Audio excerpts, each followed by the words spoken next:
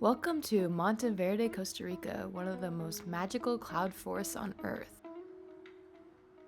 We stayed at this cozy Airbnb and rented a car to make the most of our adventure. The Monteverde Cloud Forest opens at 7 a.m., so we made sure to get to the nearest parking spot bright and early. From there, a quick shuttle ride brought us right to the park's entrance.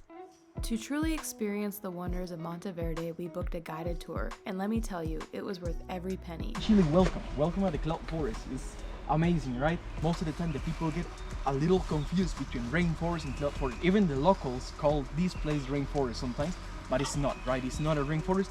So right now we see having a cloud forest, right? Which is very special. Cloud forests in the world are just about 1% of the whole planet, right? So very narrow area, right? Very narrow places, right? In the planet has cloud forest. Talking about this country that we are kind of I don't know, famous because our nature, right?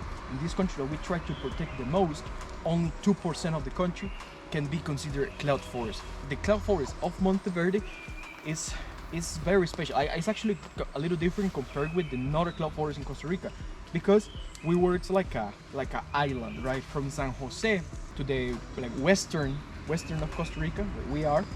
Monteverde has the only cloud forest where we are able to walk on it. The other cloud forests in these sides of the country are like the top of the volcanoes, right? Like Arenal, Miravalles, Tenorio, Rincón de la Vieja volcano, like the very top, but there is no access to it, right? So we have access, but only like in the bottom of the volcano where is the rainforest, right? So cloud forest in this side, only Monteverde actually. And there is no connection with the cloud forest that is like into the eastern, right, of the country, like Poás volcano, which there is access to the top, Irazú too, all the Cerro de la Muerte, right, has cloud forest in the top, right, but there is no connection with Monteverde, right. Actually, there are some species that can be found just here, like from the whole world, just here, right. That is very special.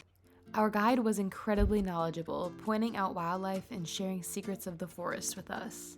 This couple actually is very interesting. That's why we have like so many cameras. It was a female. The female just came out. Cannot see it very well. So we have 4 cameras recording this couple because it's very interesting for us. This couple is trying. This nest is actually their second nest of the year. That is not normal. They normally make just one. The previous nest, the first one of them, got predated by the principal predator that they have right now. 3 days after, I will show you the predator in a minute. 3 days after that animal ate their chicks, they just started with this one, right? The same couple, which is not normal. Actually, I have 8 years as a guy at the moment, not that much, but 8 years, and it's the first time that I see a Quetzal that just got predated and trying again, right? So it's the first time that I see it actually. So that's why we are like really focused, like recording the whole process of this pair of Quetzals. Unfortunately, they have chicks already, right? So they have, we believe that they have 2 because they come like very often. So that's why they come to feed, right? So actually, when they're with eggs, like incubating, they takes like long time inside, right? As you saw it, the male went in and then out very quick, right? So he came just to feed the babies, right? Normally, first weeks, like 2 weeks, feed the babies with protein. So mainly insects, like animals in general, insects, sometimes lizards, frogs, whatever they can find around that contains protein. Sometimes a little avocado, but not that much, right? First of all, protein, and then the last days with avocado mainly, right? The bird, the Quetzal, is the Guatemalan's national bird.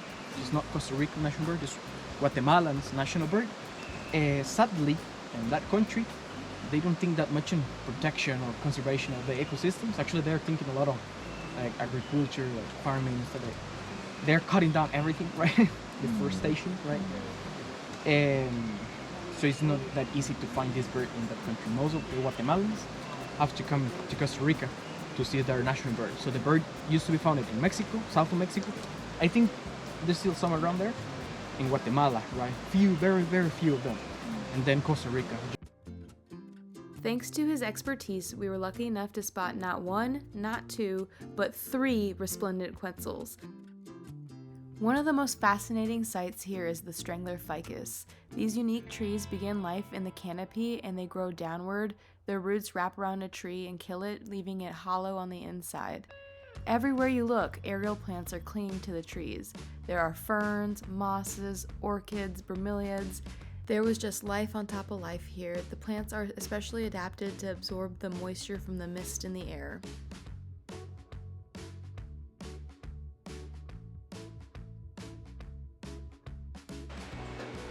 This is beautiful.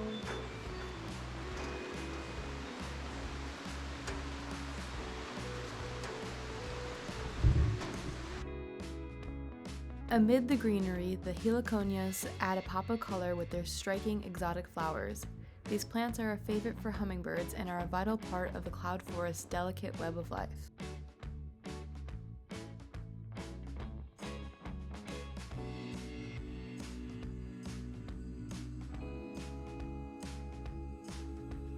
Monteverde is a cloud forest for a reason. This ecosystem exists at the perfect elevation for cloud formation. As we climbed higher, it felt like we were walking into the clouds themselves. The cool, moist air and the constant blanket of mist creates a dreamlike atmosphere. We made it to the top. It's bright.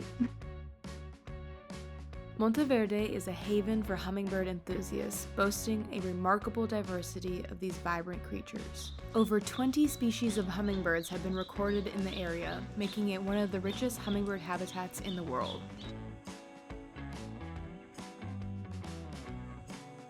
We ended our day at Stella's Monteverde, a charming cafe perfect for rainy afternoons. We enjoyed hot coffees under their covered greenhouse area, listening to the rain and reflecting on the incredible day we had had.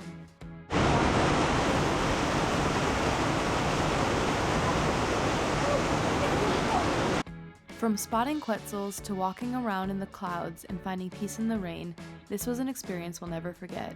Don't forget to like, subscribe, and share your own Costa Rican adventures in the comments below.